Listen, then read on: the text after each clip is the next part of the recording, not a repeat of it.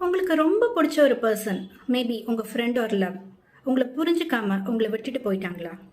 R ரிப்பீட்டடாக உங்களை hurt பண்ணி நீங்களே அவங்கள விட்டு விலகுற மாதிரி நடந்துக்கிட்டாங்களா? ரொம்ப பெயின்ஃபுல்லாக இருக்கா? அதுலேருந்து வெளில வர முடியலையா? சாப்பிட முடியாமல், தூங்க முடியாமல், எதுலேயும் ஃபோக்கஸ் பண்ண முடியாமல், பெட்டை விட்டு எழுந்திருக்க பிடிக்காம அழுதுகிட்டே அவங்கள பற்றியே யோசிச்சுட்டு இருக்கீங்களா? First of all gentle hug for you. சரியாயிடும். ரொம்ப ஈஸியாக சொல்கிறேன்னு நினைக்கிறீங்களா? I have been there too. I know how that feels. ஆனால் ட்ரஸ்ட் மீ, எப்படி இந்த பெயினை ஓவர் கம் பண்ணுறது அப்படின்னா, ஒன்ஸ் நீங்கள் everything happens for some damn reason and you deserve better அப்படின்னு அக்செப்ட் பண்ணுறப்ப தான். அப்போது உங்கள் லைஃப்பில் அவங்கள விட உங்களை பெட்டராக புரிஞ்சுக்கிற ஒரு பர்சன் கண்டிப்பாக வருவாங்க.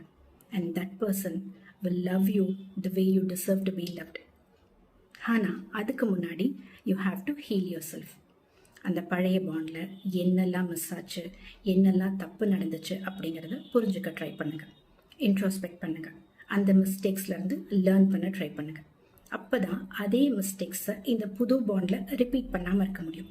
எல்ஸ் அதே ஹர்ட்ஃபுல் பிஹேவியரல் பேட்டர்ன்ஸ் தான் கண்டினியூ ஆகிட்ருக்கும். சரியா? ட்ரை பண்ணுறீங்களா?